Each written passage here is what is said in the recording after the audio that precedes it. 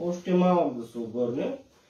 Ама може, примерно с ръчичките, така като му ги хванете, на едната страна да потренирате малко да се завърти до една страна, на другата. Или пък с телцето така да го обърнете, да го изчакате маничко, той ще се обърне. Да. Страхотен е много добре. И ето така както ви показах, хубаво двете ръчички да са тук, но твърдичко, защото ако е намеко на матрака, няма да може хубава опора да направи с лактите. Така виж, тук е много твърдо и стават нещата. Такива пъзели подложки, или пък имат детски килимчета, където са малко по-твърди, не са като не потъват. Работата е да не потъва, като да може да си усетите жестта върху лактите.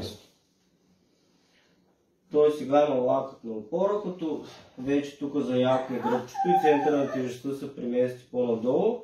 Вече застават на длани, но това става на по-късно. Сега още е мъничък и трябва да стои на лакти, така че ще му ги прибирате. Просто може така от едната страна на другата. Сега масажчето на гръбчето, гръбначният стълб не се масажира. Около него, от двете страни, тази мускулатура се нарича паравертибрална.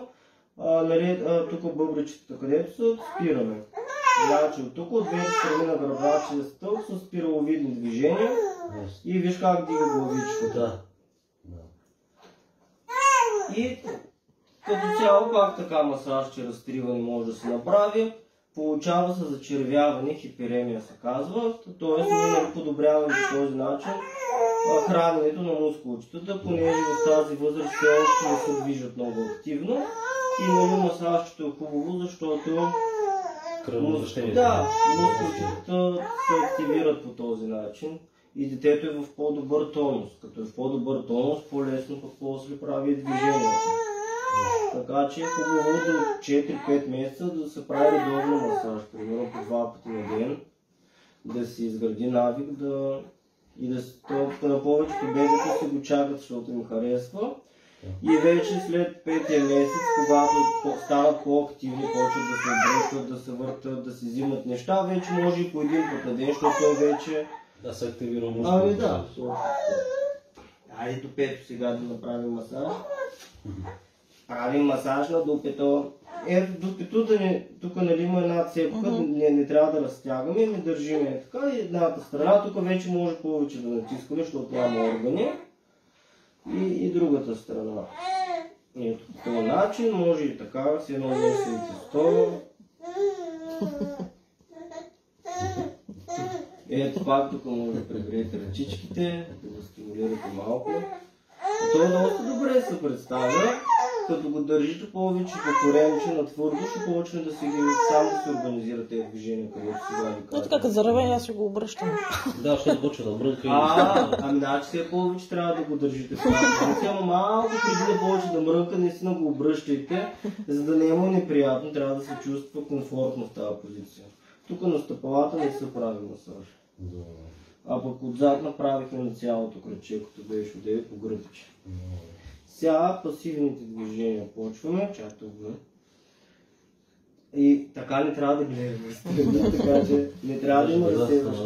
Да, трябва да си гледа вас. Той много обича да гледа така настрани, нагоре. Да, нагоре, настрани гледа. И като е в кошчето, е така се обръща много нагоре. Ето така раздвижваме ръчичките нагоре, надолу, нагоре, надолу. Може и двете заедно, по-добре двете заедно. Нагоре.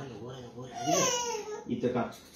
Айде, изпъни лекичко, не е много да го разтягаш, понеже, както ви обясних, до 3-я месец още нормално да е леко стегна, така че няма да го насилвате. Много по-скоро, колкото той ви позволява.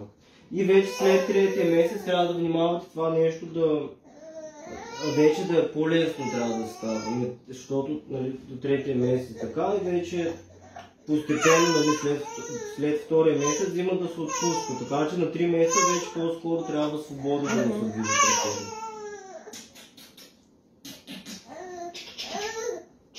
Измори ли са? Измори се малко. Иначе, ето така прибираме ръчичките и ги разтваряме. Той сега може би, защото... добре, ето така.